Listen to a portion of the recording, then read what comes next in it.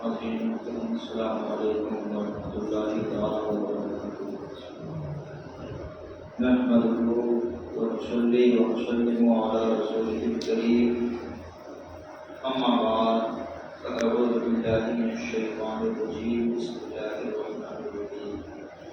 درود شریف پڑھیے، اللہم صل علی سیدنا مولانا محمد وعلی آلہ وسلم۔ نماز کے مکروہات کا بیان شروع ہو رہا ہے کہ نماز میں کون سا عمل ہو جائے تو نماز مکروہ ہو جایا کرتی ہے۔ مکروہ کے معنی ہوتے ہیں ناپسندیدہ، اور مکروہ بھی شریعت کی اصطلاح میں دو طرح کا ہوتا ہے، مکروہ تحریمی اور مکروہ تنزیہی۔ کچھ مکروہات کے تعلق سے کچھ حدیثیں حضرت لائے ہیں، چند حدیثیں میں سنا کر کے مسائل بیان کرنے کی کوشش کرتا ہوں۔ فرماتے ہیں کہ بخاری و مسلم میں حضرت ابو ہریرہ رضی اللہ تعالیٰ عنہ سے روایت ہے، فرماتے ہیں کہ حضور اقدس صلی اللہ تعالیٰ علیہ وسلم نے نماز میں کمر پر ہاتھ رکھنے سے منع فرمایا۔ کوئی شخص نماز پڑھ رہا ہو اور کمر پہ ہاتھ رکھ لے، اس سے سرور دو عالم صلی اللہ تعالیٰ علیہ وسلم نے منع فرمایا، یعنی کہ اس کو ناپسند جانا، تو یہ عمل مکروہ ہے۔ اور حضرت ابو ذر رضی اللہ تعالیٰ عنہ روایت کرتے ہیں، فرماتے ہیں کہ رسول خدا صلی اللہ تعالیٰ علیہ وسلم جو بندہ نماز میں ہے، اللہ عز و جل کی رحمت خاصہ اس کی طرف متوجہ رہتی ہے۔ بندہ جب تک نماز پڑھتا ہے، اللہ کی رحمت خاص اس کی طرف توجہ کرتی ہے، متوجہ رہتی ہے، جب تک ادھر ادھر نہ دیکھے۔ یعنی نماز پڑھ رہا ہے اور ادھر ادھر اس طریقے سے دیکھ بھی رہا ہے، فرماتے ہیں کہ جب تک ادھر ادھر نہ دیکھے، اللہ کی رحمت خاصہ اس کی طرف متوجہ رہتی ہے، جب تک ادھر ادھر نہ دیکھے۔ جب اس نے اپنا منہ پھیرا، اس کی رحمت بھی پھر جاتی ہے۔ یعنی اگر ادھر ادھر دیکھ لے تو اللہ کی رحمت خاصہ جو اس کی طرف متوجہ تھی، فرماتے ہیں کہ اس کی طرف سے گر جاتی ہے۔ اب یہاں سے فقہی مسائل بیان کر رہے ہیں، احکام فقہیہ۔ فرماتے ہیں کہ نمبر 1، کپڑے یا داڑھی یا بدن کے ساتھ کھیلنا۔ کوئی شخص نماز پڑھ رہا ہے اور نماز میں اس طریقے سے داڑھی سے کھیل رہا ہے، یا کپڑے سے ہی کھیل رہا ہے، یا بدن کے ساتھ کھیل رہا ہے، اس طریقے کا کوئی عمل کر رہا ہے، تو یہ مکروہ عمل ہے۔ کپڑا سمیٹنا، مثلا سجدہ میں جاتے وقت آگے یا پیچھے سے اٹھا لینا۔ اکثر لوگوں کو یہ دیکھا گیا ہے کہ وہ جب رکوع سے سر اٹھاتے ہیں تو اس طریقے سے گردے کو اٹھتے ہیں، یہ عمل مکروہ تحریمی ہے۔ مکروہ تحریمی بڑا جرم ہوتا ہے، تو اس طریقے سے کرتے ہیں، یا اس طریقے سے دامن اٹھا لیا یا پیچھے سے دامن اٹھا لیا، یہ سب چیزیں مکروہ تحریمی ہیں۔ فرماتے ہیں کپڑا سمیٹنا، مثلا سجدہ میں جاتے وقت آگے یا پیچھے سے اٹھا لینا، اگرچہ گرد سے بچانے کے لیے کیا ہو، زمین پہ گرد ہو پھر بھی آپ کو دامن نہیں اٹھانا ہے، کپڑا نہیں اٹھانا ہے کہ سجدے میں جائیں گے گرد دامن پہ لگ جائے گا، پھر بھی آپ کو دامن نہیں اٹھانا ہے، اپنے کپڑے کو نہیں بچانا ہے۔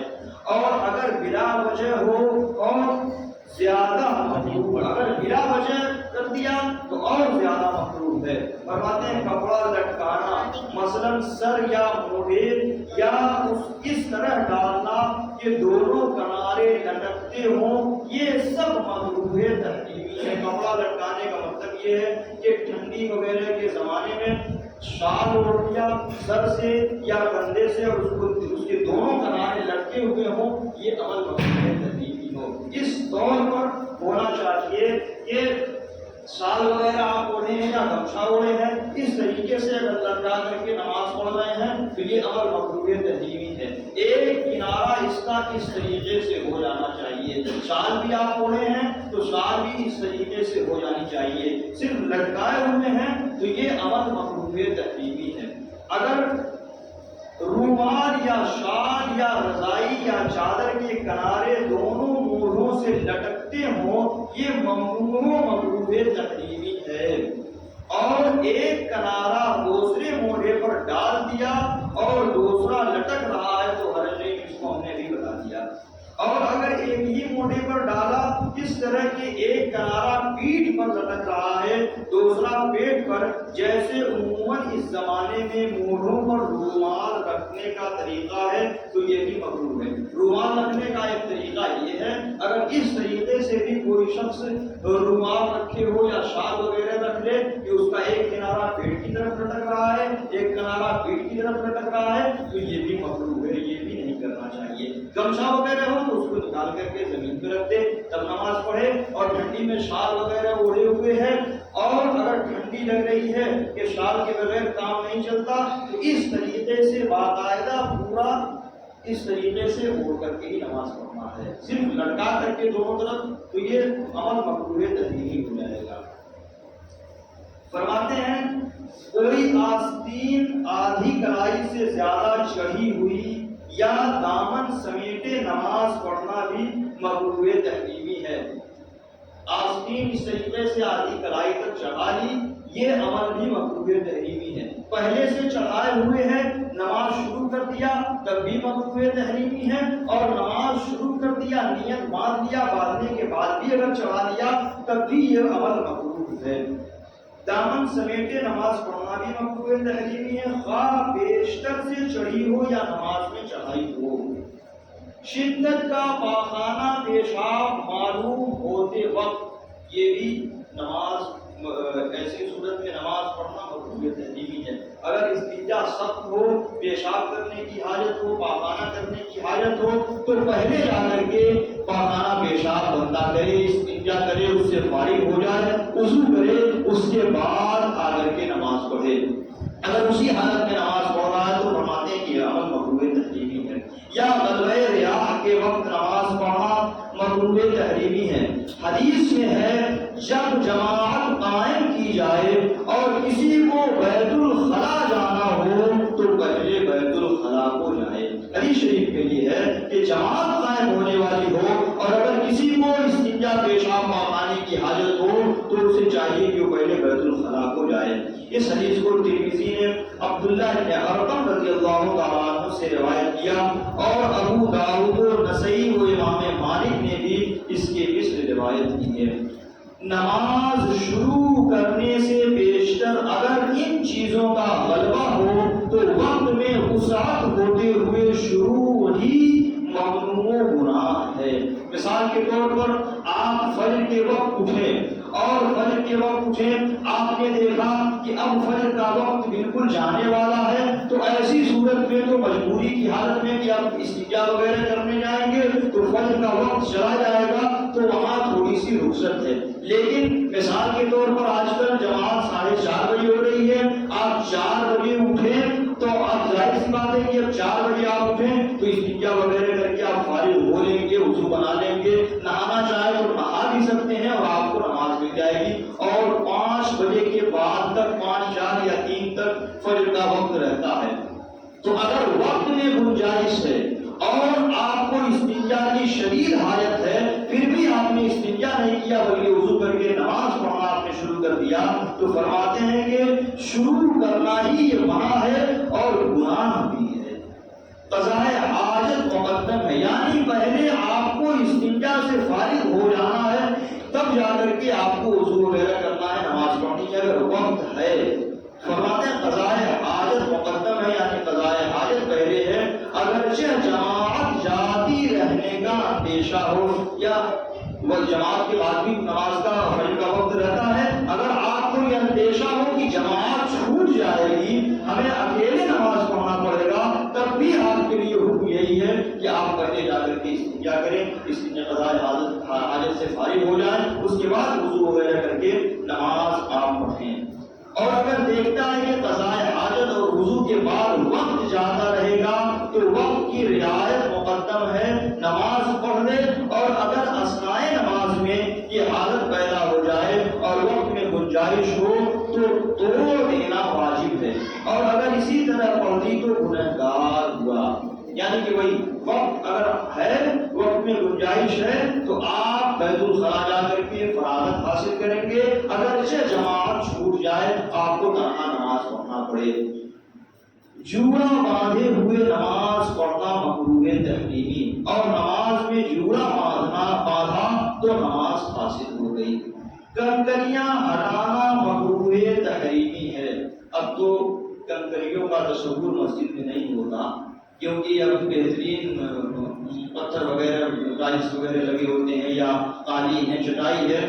گزشتہ زمانے میں یہ مسائل پیش آتے تھے۔ کنکریاں ہٹانا مکروہ تحریمی، نماز کی حالت کی بات ہو رہی ہے، مگر جس وقت کے پورے طور پر بر وجہ سنت سجدہ ادا نہ ہوتا ہو تو ایک بار کی اجازت ہے۔ اگر آپ دیکھ لیں کہ اتنی کنکری ہے کہ اگر ہٹائیں گے نہیں تو سنت طریقے پر سجدہ ہمارا ادا نہیں ہو پائے گا، ایک بار کی اجازت ہے کہ اس طریقے سے ہٹا دے اور بچنا بہتر ہے۔ اور اگر بغیر ہٹائے واجب ادا نہ ہوتا ہو تو ہٹانا واجب ہے، اگرچہ ایک بار سے زیادہ کی حاجت پڑے۔ انگلیاں چٹکانا، انگلیوں کی کینچی باندھنا، یعنی ایک ہاتھ کی انگلیاں دوسرے ہاتھ کی انگلیوں میں ڈالنا، یہ کیا ہے؟ مکروہ تحریمی ہے۔ کوئی شخص نماز پڑھ رہا ہے، نیت باندھے ہوئے ہے اور اس طریقے سے انگلیاں چٹکا رہا ہے یا انگلیوں کی اس طریقے سے کینچی باندھ رہا ہے نماز کی حالت میں، تو یہ عمل کیا ہے؟ مکروہ تحریمی ہے۔ نماز کے لیے جاتے وقت اور نماز کے انتظار میں بھی یہ دونوں چیزیں مکروہ ہیں، یعنی نماز پڑھنے کے لیے جا رہا ہے اور اس طریقے سے انگلیاں چٹکا رہا ہے یا انگلیوں کی کینچی باندھ رہا ہے، فرماتے ہیں کہ اس وقت بھی یہ عمل مکروہ ہے۔ اور اگر نہ نماز میں ہے نہ توابع نماز میں تو کراہت نہیں، جبکہ کسی حاجت کے لیے ہو۔ کمر پر ہاتھ رکھنا مکروہ تحریمی ہے، جو ہم نے ابھی بیان کے شروع میں سب سے پہلی حدیث شریف جو بیان کی اس میں یہی ہے کہ کمر پر نماز کی حالت میں ہاتھ رکھنے سے نبی کریم صلی اللہ تعالی علیہ وسلم نے منع فرمایا، اور منع فرمایا ہے تو فقہا فرماتے ہیں کہ یہ عمل مکروہ تحریمی ہے۔ ظاہر سی بات ہے کہ جو مسائل بیان کیے جاتے ہیں یہ مسائل قرآن سے لیے جاتے ہیں یا رسول اللہ صلی اللہ تعالی علیہ وسلم کے فرمان سے یہ مسائل لیے جاتے ہیں، تو فقہا فرماتے ہیں کہ یہاں مکروہ تحریمی ہے، یہاں مکروہ تنزیہی ہے، حدیث اور قرآن سے یہ مسائل نکالتے ہیں۔ کمر پر ہاتھ رکھنا مکروہ تحریمی ہے، نماز کے علاوہ بھی کمر پر ہاتھ رکھنا نہ چاہیے۔ جب اس کو نبی کریم صلی اللہ علیہ وسلم نے ناپسند فرما دیا اس عمل کو، تو فرماتے ہیں کہ نماز میں تو مکروہ تحریمی ہے، نماز کے باہر بھی کمر پر ہاتھ نہ رکھے۔ ادھر ادھر منہ پھیر کر دیکھنا مکروہ تحریمی ہے، کل چہرہ پھر گیا ہو یا باز، اور اگر منہ نہ پھیرے صرف کنکھیوں سے ادھر ادھر بلا حاجت دیکھے تو کراہت تنزیہی ہے۔ کنکھیوں سے کیا مراد ہے؟ کنکھیوں سے کن اکھیوں سے، یعنی کہ آنکھ سے جو ترچھے طور پر دیکھا جاتا ہے، کسی کو طنز طریقے سے دیکھا جاتا ہے کہ نماز پڑھ رہا ہے اور اس طریقے سے دیکھ لیا، اسی کو کہتے ہیں کنکھیوں سے دیکھنا، ترچھی آنکھ سے دیکھنا۔ تو فرماتے ہیں کہ یہ عمل مکروہ تنزیہی ہے، اور نادراً کسی غرض صحیح سے ہو تو اصلاً حرج نہیں۔ نگاہ آسمان کی طرف اٹھانا بھی مکروہ تحریمی ہے۔ کوئی شخص آنگن وغیرہ میں، مسجد کے آنگن میں یا گھر کے آنگن میں نماز پڑھ رہا ہے سنن میں، اور نماز پڑھنے کی حالت میں نگاہ اٹھا کر کے آسمان کی طرف کر لے، فرماتے ہیں کہ یہ بھی عمل مکروہ تحریمی ہے۔ وقت ختم ہو گیا، انشاءاللہ مولا تعالیٰ باقی بہت سے مسائل ابھی نماز کے مکروہات کے بیان میں ہیں، انشاءاللہ مولا تعالیٰ آئندہ بھی معقول سے بیان کیا جائے گا۔ یہ حضرات نے سنت